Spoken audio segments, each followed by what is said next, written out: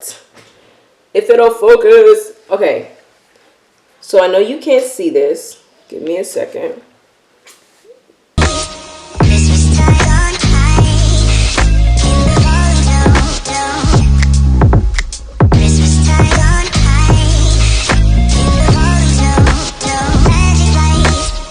Hey family, welcome back to my channel. It's your girl Jeliza. Thank you so much for tuning back in. If you're new here, hey! I hope that you guys, your weekend has been treating you guys well, that you guys are about to kick it, have fun. I mean, this is really just strictly work for me this weekend, but I hope that you guys enjoy it just as much as I will working. But anyways, so today I wanted to do something very special for you guys. I know that I usually, well, I won't say I usually talk about like college themed stuff, but I try to, just because I am in college. For those of you who don't know or have not seen my older videos, which I completely understand, I am a sophomore mass media arts major at Clark Atlanta University, and so for me, college right now is a thing, especially for us. If you can relate with us having class online, and it can be really challenging. But another challenge that we're all facing is internships. If I can't physically be there, where am I going to get my internships from? Is it worth it that I apply? What about if I don't have an internship yet, and this would have been my first time having an internship? What are the chances of me getting it? I'm here to answer all those questions. I'm here to, dispel some of the misconceptions about internships so that all of you get a good look at what it is that you need to be doing at this moment, applying for internships, whether it's here for the fall, for the winter, for the spring, or for the summer, that you have a good look at what you need to be doing. Now, I do not have the dates for when these things should be opening, specifically like when winter scholarships end. It all depends on the internship that you're doing. When they end. I know I just said scholarship, but I meant internships. It all depends on the company for when they decide to end their internship. So let's go ahead and get right with the video. Okay, so some of you don't even know what an internship is, or specifically what they're important. Why they are important. Why they are important. So the first thing I'm going to say is that an internship is important because it shows you, or it shows the employer that you have experience in the career that you want to be, or that you want to be in, that you want to apply for. Basically, it's that you actually know what the heck you're doing. And they can trust you with the assignment or the job that you are applying for. So that's why internships are important. And that's why it's important to apply for them while you are in college. This is one of the most stressful times for a lot of college students because everybody wants to be hired. Everybody wants to be super qualified for their position. And for some of us, it's the first time that we dabble into the world of the industry that we want to be in, or the workplace. So it's a pretty big deal. So I wanted to go ahead and create a list of things that I felt like everyone should know when applying to internships, when doing their resume, when doing their cover letters, when doing their portfolios. And you should have a portfolio, but we're going to get to that in this video. So I just came up with a list and I want to share it with you guys, so keep watching. So my first tip for internships is to apply for more than one. I say this because if you apply to one internship, let's be honest, and you don't get it, you just wasted everybody's time. You wasted your time, you wasted everybody's time. So it's very important that you apply to, well, my minimum is 5 internships. My maximum is about 10 to 15. If you apply to more than that, God bless your heart. But my max is 10 to 15 internships, whether they range from the fall to the winter, or the winter to the spring, or the spring to the summer, or the summer to the end of the summer. You make sure that you have an internship that you can actually do. And if you can have 2 in the same year, that's the best one.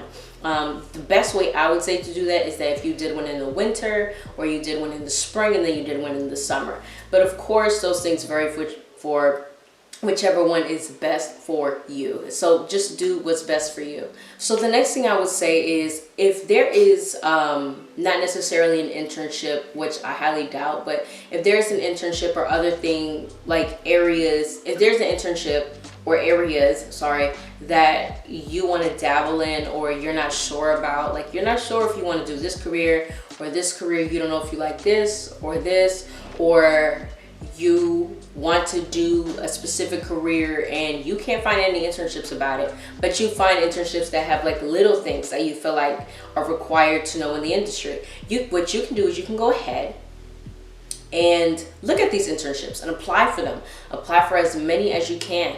Look at their prerequisites, what it is that you need to know about these internships, what it is that you have to take the time to research about these internships.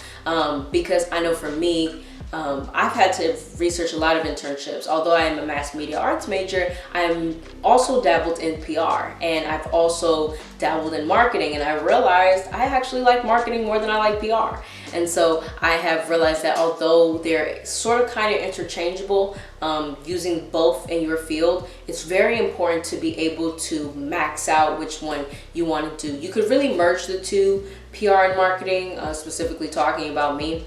But I wanted to know more about marketing in the workplace and what would be expected of me if I decided to do marketing as a career. So that's what I decided to do. I'm going to talk more about later in the video about what are the internships that I applied for this upcoming year, just so that you can get an idea of what it is that I'm talking about. But let's go ahead and get to the meat and gritty of our discussion. So the first question is, where can I find my internships? So I have 3 clear answers for you.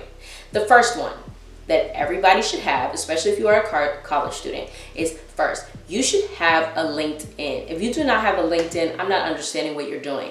Especially even though you might have been a freshman last year and you're like, oh, I was a freshman, I didn't have to do a LinkedIn, or I didn't think I needed one. Yes, you need a LinkedIn, because that is where all your people, all specifically career recruiters, are looking at to see, okay, who is this person? What are their qualities? What are they good at? What are their organizational skills? What are their skills? What are they, like their internships like? Where did they work before? Where did they go to college?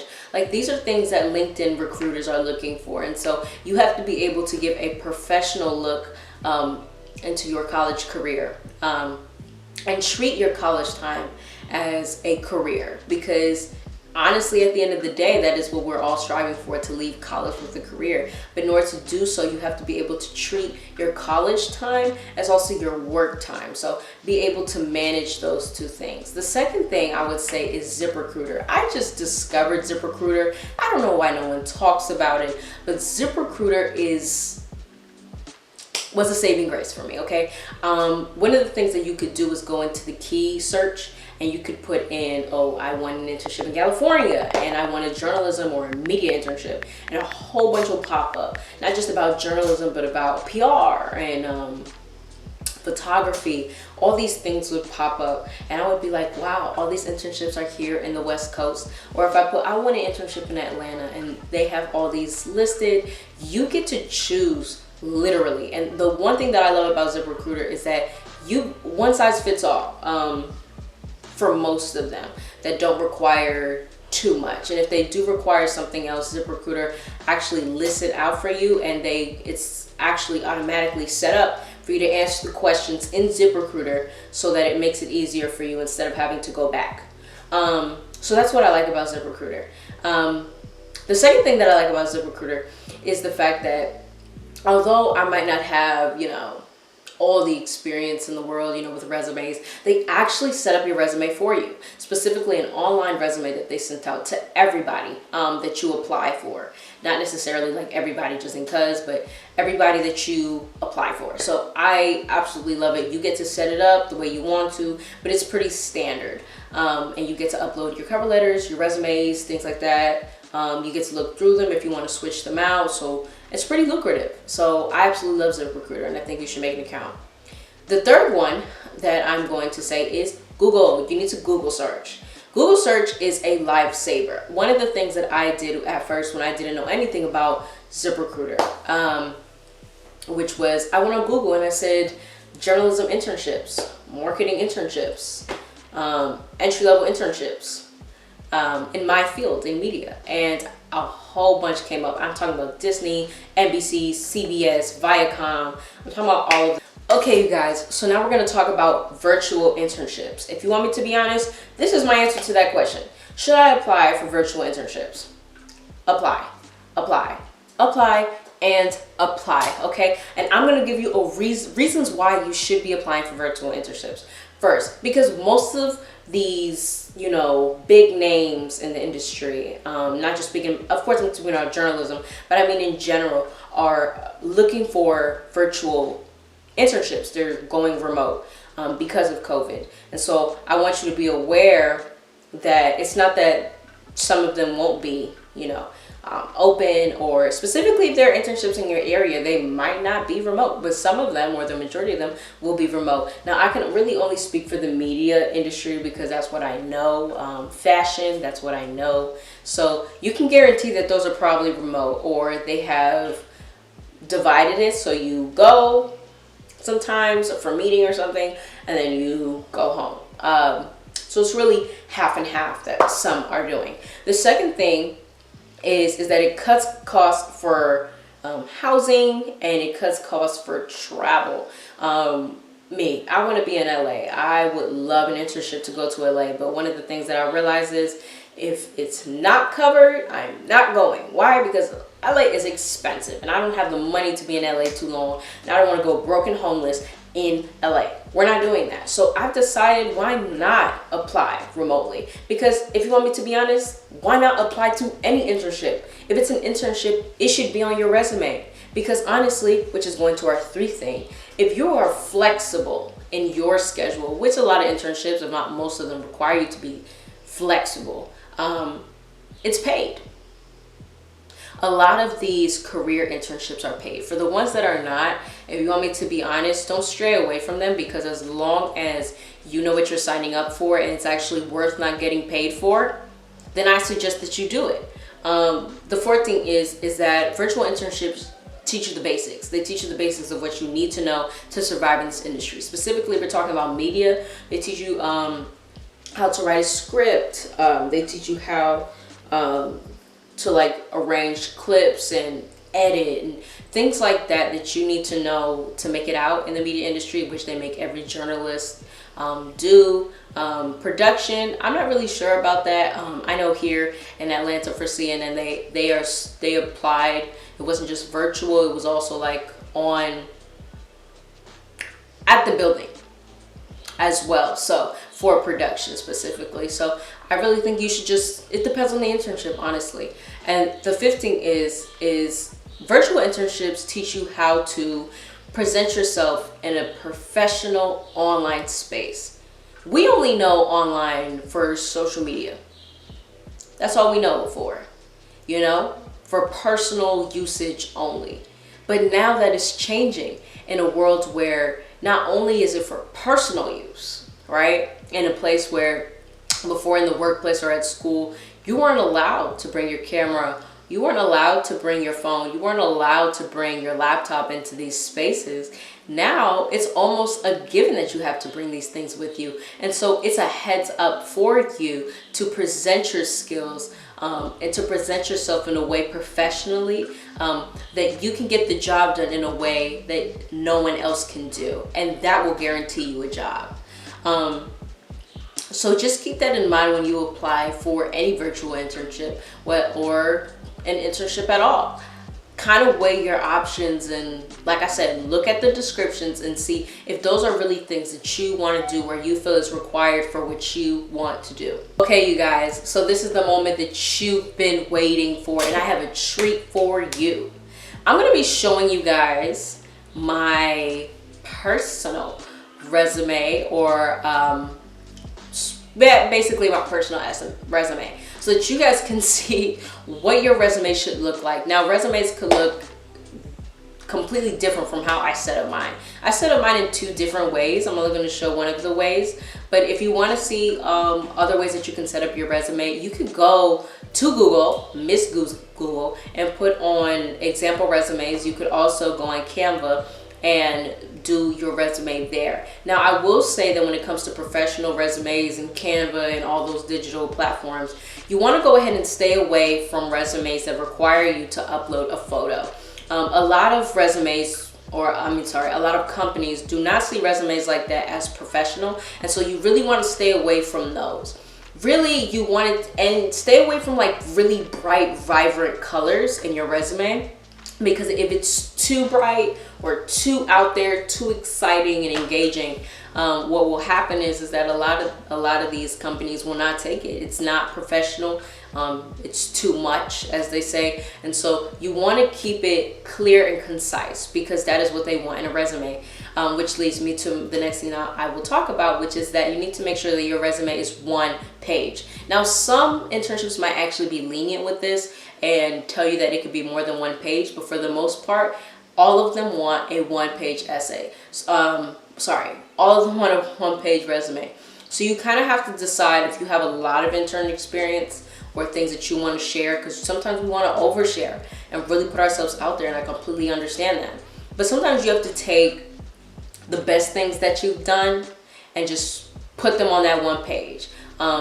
Pick and choose what exactly you want on your that page. And for those of you who are saying, I don't have an internship, or I didn't get to do much, with this whole COVID thing and all of that, I completely understand. And if I completely understand, I'm letting you know that just as affected as you were by this COVID panoramic, I call it, those companies were also affected, and they also understand the position that college students are in right now. And so it's really important that what they're looking for is that you have done something with your time while we've been in this quarantine, that you have expressed yourself, expressed your interest in a way that is for you. For media majors, what I did was I created my own blog. I did that because I love to write, and so I went ahead and I started creating on my own blog. I don't always upload there, but the point is that they have things and references that they can look at. It might not be the most professional thing in the world, but the point is that I did something with my time. They're also looking for consistency. Also, if you have a YouTube channel and you're consistent on your YouTube channel, you don't have to have all the views in the world. I talked to an internship recruiter before, and she told everybody in the Zoom call, we're not looking for if you have like 1 million views or 200,000 subscribers. What we're looking for is the fact that you are consistent on your page, no matter what views you have, no matter what subscribers that you have. Even if you just started, put it on your resume, because it really, on your portfolio. Put it on your portfolio so that they'll be able to see it, and let them be the judge of it themselves. Don't be afraid to put yourself out there, even if you just started. It just shows consistency. The next thing I will say is the key things that need to be on your resume. Your first and last name, your city, state, and zip code. You do not have to put your entire address on there. A business email or your personal email, either one. I say business email because business looks like this. Your first and last name at wherever it is .com.